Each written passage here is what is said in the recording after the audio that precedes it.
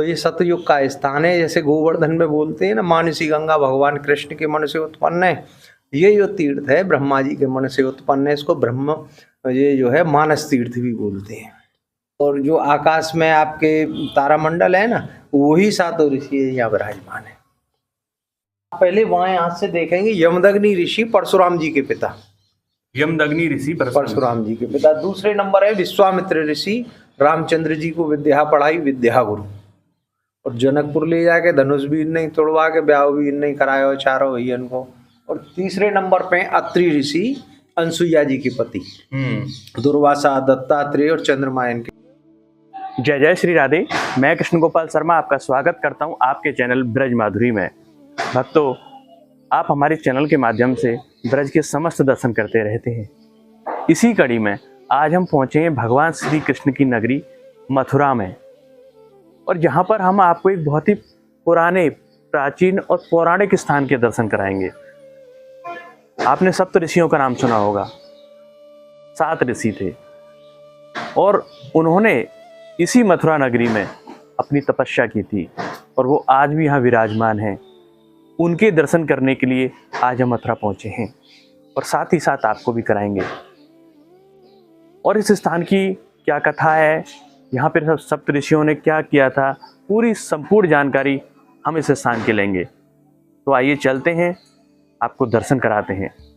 आपको बता दें, ये मथुरा में यमुना जी के निकट ध्रुव घाट के पास ये बहुत ही प्राचीन मंदिर स्थित है। आप जब भी मथुरा में आएँ तो इस प्राचीन स्थल के दर्शन जरूर करें, क्योंकि ये हमारी वंशावली से जुड़ा हुआ है। हम सब इन्हीं 7 ऋषियों की संतान हैं। वो किसी न किसी रूप में हमसे जुड़े हुए हैं, तो हम यहाँ पर अपने पूर्वजों से भी मिल सकते हैं, उनके दर्शन कर सकते हैं।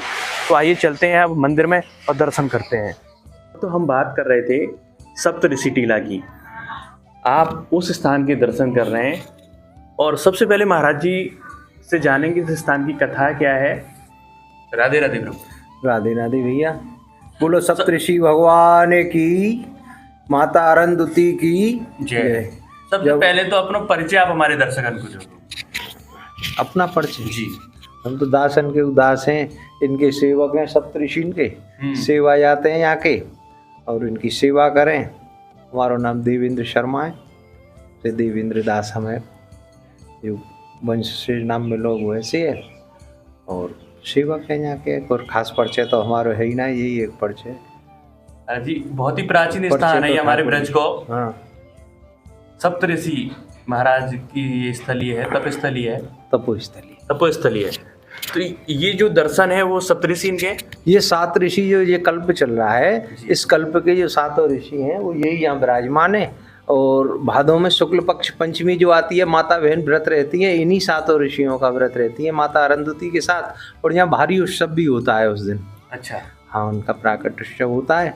ऋषि पंचमी को माता बहन आती हैं, तो यहाँ अध्यापन वगैरह भी हम लोग कराते हैं, और दर्शन का अलौकिक दर्शन होते हैं उस दिन यहाँ पे। और आज भी दर्शन ही है यहाँ पे। तो ये जो 7 ऋषि हैं कौन कौन से, आप हमें सब के बारे में। 7 ऋषियों में जी, ये आप पहले बाएं हाथ से देखेंगे यमदग्नि ऋषि, परशुराम जी के पिता, यमदग्नि ऋषि परशुराम जी के पिता। दूसरे नंबर है विश्वामित्र ऋषि, रामचंद्र जी को विद्या पढ़ाई, विद्या गुरु।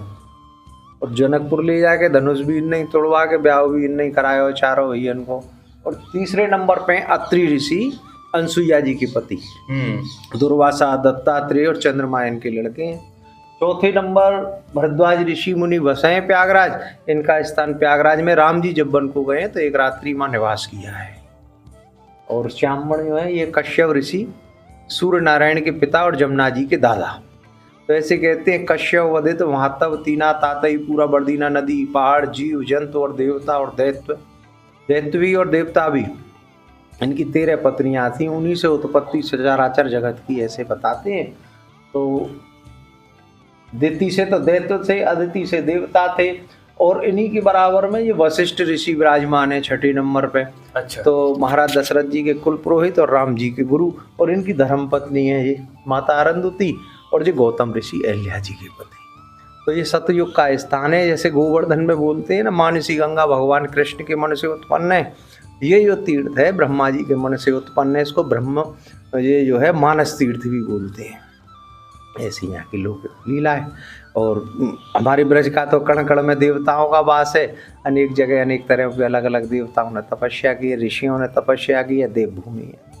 तो हम जो सब बैठे हैं, जो आज मानव जगत में है, सब किसी न किसी रूप से इन ऋषियों से जुड़े हुए जो हैं। ऋषि गोत्र होता है इन्हीं ऋषियों से गोत्र रहते हैं। हाँ। और उपगोत्र रहते हैं। जैसे आदमी के हमारा तो भैया पाराशर है, सांडिल है, ये है, ये है, या ऐसे करते हैं। तो लेकिन परम जो मुख्य जो है इन्हीं से गोत्रावली चली है। मुख्य जो ऋषि गोत्र है वो यही इन्हीं से बोला जाएगा।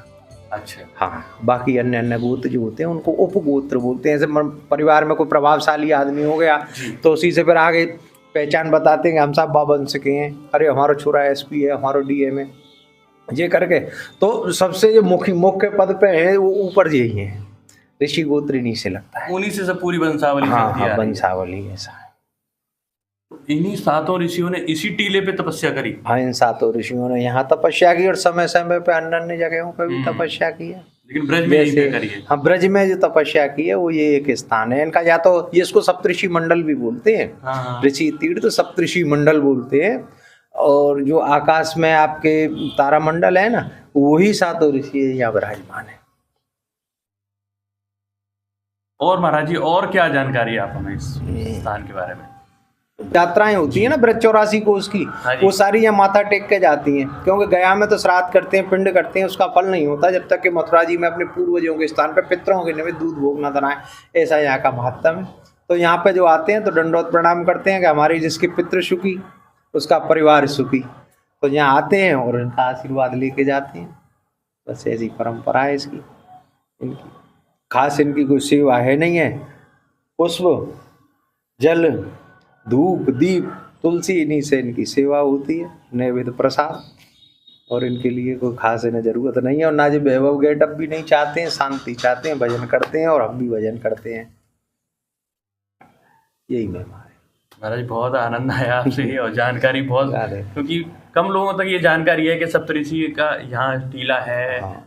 नहीं, ऐसा है पुराणों में, कई पुराणों में हाँ। लेख है। गर्ग पुराण में लेख है उसका, और आपके ब्रह्म वैवर्त पुराण में है, स्कंद पुराण में लेख है, तो 12 पुराण में लेख है। कथा परिक्रमा से संबंधित इसका पुराणों में लेख है। जो संत महात्मा है जो पढ़ते हैं उनको जानकारी है। चराचर जगत के जो मानव धर्म से जुड़े हुए जीव नहीं है उन्हें नहीं जानकारी है। जो धर्म से जुड़े हुए लोग हैं उन्हें सभी को पता है। मथुरा का अपना अलौकिक महत्व है। हृदय स्थली है हमारी भगवान की, यहाँ जन्म लिया है।